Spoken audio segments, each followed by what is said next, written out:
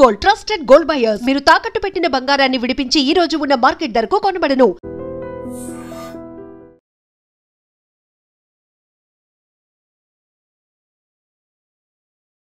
అనకాపల్లిలో జాతర జరుగుతోంది. జాతర అంటే మామూలు జాతర కాదు.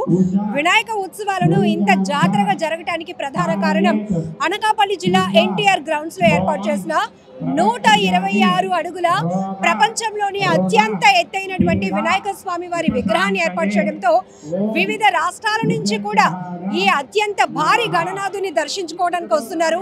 శ్రీ సంపతి వినాయక ఉత్సవ కమిటీ ఆధ్వర్యంలో అనకాపల్లి జిల్లా ఈరోజు ప్రపంచవ్యాప్తంగా పేరు మారుమ్రోగిపోతుంది అంటే దానికి ప్రధానమైన కారణం అత్యంత ఎత్తైనటువంటి భారీ గణనాథుని ఇక్కడ అనకాపల్లి ఎన్టీఆర్ గ్రౌండ్స్ లో కొలువు తీర్చడమే.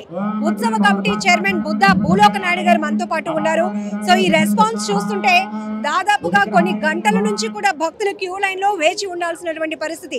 ఎక్కడెక్కడి నుంచో పిల్లలతో సహా ఫ్యామిలీస్ తో వచ్చి స్వామివారిని దర్శనం చేసుకోవాలి, భారీ గణనాథుని పూజించాలి అనే ఉద్దేశంతో తరలి వస్తున్నటువంటి భక్త జనంతో మొత్తం ఎన్టీఆర్ గ్రౌండ్స్ అంతా కూడా కిక్కిరిసిపోతుంది, జాతరను తలపిస్తోంది.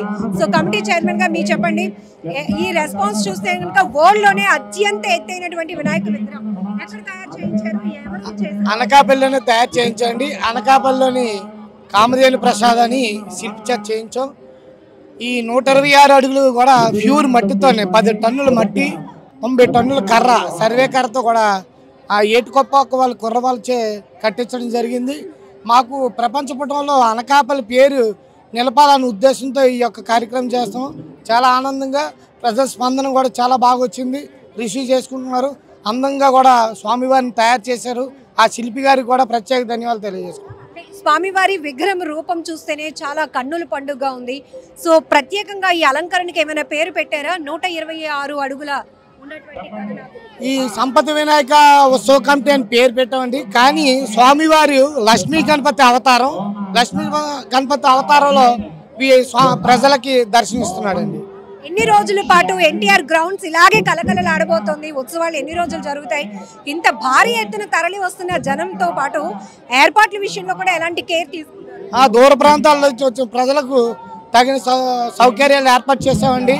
త్రాగునీరు, అదే సులాబ్ కాంప్లెక్స్, అలాగే పార్కింగ్ ప్లేస్, ఉచితంగా పార్కింగ్ ప్లేస్, అలాగే ఉచితంగా దర్శనం. ఉదయం 6 గంటల నుండి 8 గంటల వరకు, మధ్యాహ్నం 1 గంట నుండి 3 గంటల వరకు కూడా ఉచిత దర్శనాలు. అలాగే అన్నిట్లో కూడా చిన్నపిల్లలకు కూడా ఫుడ్ స్టాల్స్ అని ఫ్యాన్సీ ఎగ్జిబిషన్ కూడా ఏర్పాటు చేయడం చేశాం. ఎన్ని రోజుల పాటు జరగబోతుంది? నిమజ్జనం ఎలా ప్లాన్ చేస్తున్నారు? నిమజ్జనం ఇక్కడ జరుగుతుందండి. నిమజ్జనం 22వ తారీఖు సెప్టెంబర్ పెట్టడం జరుగుతుంది. 20వ తారీఖుని స్వామివారికి సిద్ధి బుద్ధి కళ్యాణం చేసి తదనంతరం 30,000 మందికి అన్నదానం చేసిన తర్వాత నిమజ్జనం 22వ తారీఖుని ఇక్కడ చేయడం జరుగుతుంది. స్వామివారిని చూడాలి అనే ఆసక్తితో పాటు నిమజ్జనం, అంత భారీ విగ్రహానికి నిమజ్జనం ఎలా జరుగుతుందని చూడడానికి కూడా లక్షలాదిగా భక్తులు తరలి వచ్చే అవకాశం ఉంటుంది. సో ఆ వాటర్ ఫెసిలిటీస్ కానీ ఎట్లా జరగబోతుంది? ఆ ఫైర్ ఇంజిన్కి ఆల్రెడీ ఇంటిమేట్ చేయడం జరిగిందండి. ఫైర్ ఆఫీసులకి ఇక్కడ భారీ బందోబస్తు పోలీసు ఏర్పాట్లు చేస్తున్నాం. అలాగే ఎటువంటి అవాంఛనీయ సంఘటనలు జరగకుండా సిఐ విజయ్ కుమార్ గారు చర్యలు తీసుకుంటున్నారండి. డిఎస్పీ శ్రావణ్ గారు కూడా ఇవన్నీ చేయడం జరుగుతుంది. ఈ ఉత్సవ ఏర్పాట్లన్నీ కూడా డైట్ కాలేజీ చైర్మన్ అయినటువంటి దాడి రత్నాకర్ గారి పర్యవేక్షణలో జరుగుతున్నాయండి. సో ఎలా అనిపిస్తోంది? ఆ ఉత్సవ కమిటీ చైర్మన్ గా చాలా పెద్ద బాధ్యతలు తీసుకున్నారు. ఈ ఉత్సవాల ద్వారానే అనకాపల్లి పేరు మరోసారి మారుమ్రోగుతుంది, ఒక వైబ్రెంట్ కనపడుతోంది. నాకు ఎప్పటి నుండో కళ ఉందండి. ఆ కళ ఈ సంవత్సరం నెరవేరింది. చాలా మంది అనుకుంటున్నాం కానీ చేయలేకపోయాం. కానీ ఈ సంవత్సరం ఎట్లాగైనా చేయాలనే ఆలోచనతోనే ఈ కార్యక్రమం చేయడం జరిగింది. నిజానికి అనకాపల్లిలో కొన్ని సంవత్సరాల నుంచి ఉత్సవాలు జరుగుతున్నాయి, వినాయక ఉత్సవాలు. ఎప్పుడు కూడా ఇంత అత్యంత భారీ విగ్రహాన్ని లేదండి. సుమారుగా ₹1,00,00,000 వ్యయం చేసి ఈ కార్యక్రమాలన్నీ జరుగుతున్నాయండి. అది కూడా ఎవరైనా స్వచ్ఛందంగా ఎవరైనా చేయడం జరిగితే ముందుకు వస్తే వాళ్ళ ద్వారా తదనంతరం పూజలు చేయడం. అలాగే రోజు కూడా 22వ తారీఖు వరకు కూడా ఆధ్యాత్మిక కార్యక్రమాలు పెడుతున్నాయి. ఇక్కడ ఏదో కల్చరల్ యాక్టివిటీస్ పెట్టకుండా, ఏదో నవ్వులు గారడికి కాకుండా సనాతన ధర్మం కాపాడడం కాకుండా భక్తి ఆధ్యాత్మిక భావం కలగాలని భావితరాలకి చిన్నపిల్లలకు కూడా ఆధ్యాత్మిక భగవద్గీత అంటే ఏంటో తెలియాలని స్కూల్ పిల్లలకు కూడా భగవద్గీత శ్లోకాలు చెప్పిన ప్రతి ఒక్కరు కూడా ఉచితంగా దర్శనాలు పెట్టాం. ఎనీ టైం ఎప్పుడొచ్చినా. అలాగే రోజుకొక కార్యక్రమం, గోవు పూజ కానీ, యోగశాల కానీ, అలాగే హోమాలు కానీ, అలాగే ప్రవచనాలు కానీ, ఆదిత్య హృదయాలు కానీ, ప్రతిదీ కూడా మరలా సేవలు, తాడుబుద్ధి సేవలు, అలాగే విజయ్ గణపతి యాత్ర అవన్నీ కూడా చేయడం జరుగుతుందండి. ఒక్కొక్కటి ఆదివారం ఒక్కరోజే ఇంత భక్తజన సంద్రం కనబడుతోంది అనకాపల్లిలో. ఎంతమంది ఎక్స్పెక్టేషన్?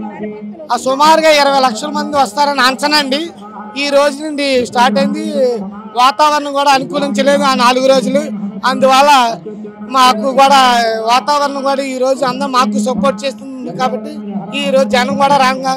రెండోది ఉచితంగా బస్సులు ఏర్పాటు చేసిన ప్రభుత్వం వారికి కూడా ప్రత్యేక ధన్యవాదాలు. మహిళా భక్తులకు మహిళలకి ఉచిత బస్సు ఏర్పాటు చేయడం, ఉచితంగా కరెంట్ ఇవ్వడం వల్ల ఇలాంటి ఉత్సవాలు చేయడానికి మేము ముందుకు వచ్చాము. మాకు కొద్ది ఖర్చు వ్యయం తక్కువ అవుతుంది అన్నమాట, ఖర్చు తగ్గుతుంది. And for more videos, please subscribe to iDream. Please subscribe to iDream. Please subscribe iDream. And please subscribe to iDream. For more videos, subscribe to iDream. please like, share and subscribe to the channel. Congratulations, iDream. Subscribe to iDream. Subscribe to iDream. So subscribe to iDream Media. iDream ki iDream team andarki huge congratulations. Please subscribe iDream Media. Please subscribe to iDream.